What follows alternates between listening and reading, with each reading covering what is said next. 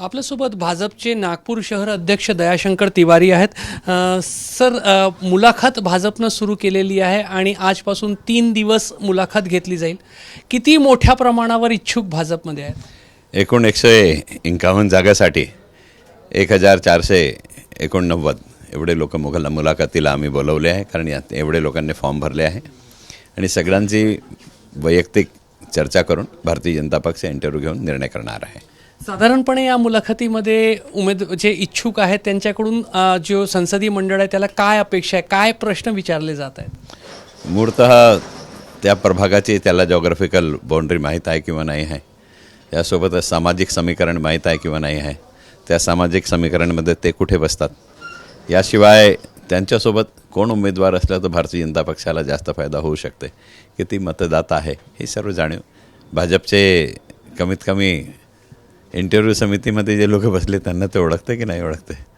कारण भाजपचा जुना कार्यकर्ता असणं जास्त आवश्यक असतो, कारण त्याला पक्षाचे नीती तत्त्व हे सर्व माहीत असते, त्याप्रमाणे तो आपली वागणूक समाजात करतो. नागपुरात 151 जागा आहे, भाजपचे 108 नगरसेवक होते.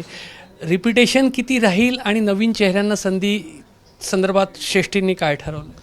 भारतीय जनता पक्ष नेहमीच नवीन लोकांनासुद्धा तिकीट देतात. त्याचा असा काही पर्सेंटेज नसतो, कारण दरवर्षी काही ना काही नवीन चेहरे या दृष्टीने देण्यात येते की नवीन उत्साह महानगरपालिकेमध्ये असायला पाहिजे. आणि भाजप एक असा पक्ष आहे की इथे अनेकसे लोक स्वेच्छेने सुद्धा सांगतात की आता मी लढणार नाही, दुसऱ्याला तिकीट द्या म्हणून. साधारणपणे महायुतीच्या अनुषंगाने काय विचार आहे? कारण वरिष्ठ नेते जे आहेत, मग मुख्यमंत्री असतील किंवा महसूल मंत्री किंवा पालकमंत्री बावनकुळे जी असतील, ते महायुतीच्या पक्षात आहेत. तसे त्यांचे वक्तव्य आहेत. स्थानिक कार्यकर्ते आणि स्थानिक नागपूरची भाजप युनिट काय म्हणते? जे आमचे ज्येष्ठ नेते ठरवतील त्याच दृष्टीने आम्हाला पुढे वाटचाल करावी लागते, कारण पक्ष एक शिस्तीत चालते. पण त्यांनी शहर अध्यक्षाला, जिल्हाध्यक्षाला ही सूट दिली आहे की अंतिम निर्णय तो घेईल. त्या दृष्टीने प्रदेशाकडनं शिवसेनाचे कोण लोक आहे ज्यांच्यासोबत आम्हाला युतीच्या बाबतीत चर्चा करायची ते नाव दिलेले आहे. 1-2 दिवसात आम्ही त्यांच्यासोबत बसून चर्चा करू आणि सहजासहजी ज्याच्या जेवढा महानगरपालिकेत संख्याबळ आहे त्याप्रमाणेच युती झाली पाहिजे असं ठाम आमचं मत आहे. संयुक्त शिवसेनाचे नागपुरात 2 नगरसेवक होते, त्या दृष्टीने त्यांनी मागणी केली तर आम्हाला युती करायला काही अडचण नाही. त्यापेक्षा जास्त मागणी केली तर पक्षश्रेष्ठीसोबत बोलू. जर सहजासहजी वास्तविकरित्या त्याने जागा रीतसर मागितली तर युती करायला काही अडचण नाही, नाही तर आमची मित्रतावत लढाईसुद्धा होऊ शकते. पण तुमचे जे मित्रपक्ष आहेत, तुम्ही 108 आहात, ते 2 आणि 1 एवढ्या संख्येवर आहेत, त्यामुळे तेवढ्याच प्रमाणात जागा देणार? ते त्याच संख्येवर थांबले याच्यात आमची काही चूक नाही. त्यांची नागपुरात जेवढी क्षमता होती ते तेव्हा निवडून आले आणि भाजप तेव्हापासून पुन्हा वाढत आहे.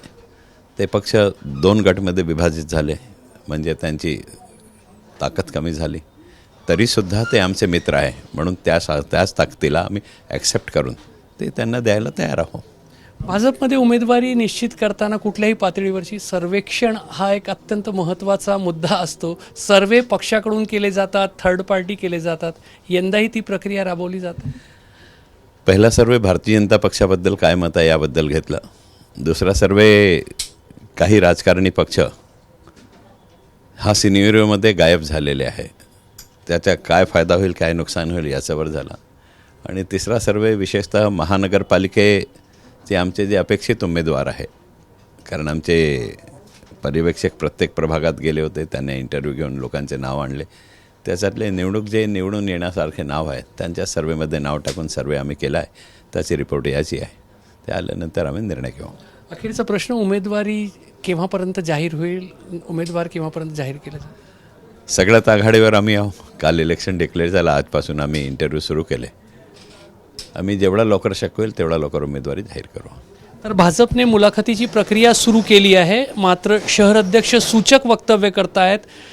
मित्रपक्ष जे आहेत त्यांचे मागच्या वेळेला 2 आणि 1 एवढ्या संख्येत नगरसेवक होते, त्या क्षमतेमध्येच त्यांनी जागांची मागणी केली तर निश्चितच महायुती होऊ शकेल. अन्यथा पक्षश्रेष्ठींच्या लेवलवर महायुती संदर्भातला निर्णय घेतला जाईल. कॅमेरामॅन अतुल हिरडेसह रजत वसिष्ठ, ABP माझा, नागपूर. ABP माझा, उघडा डोळे, बघा नीट.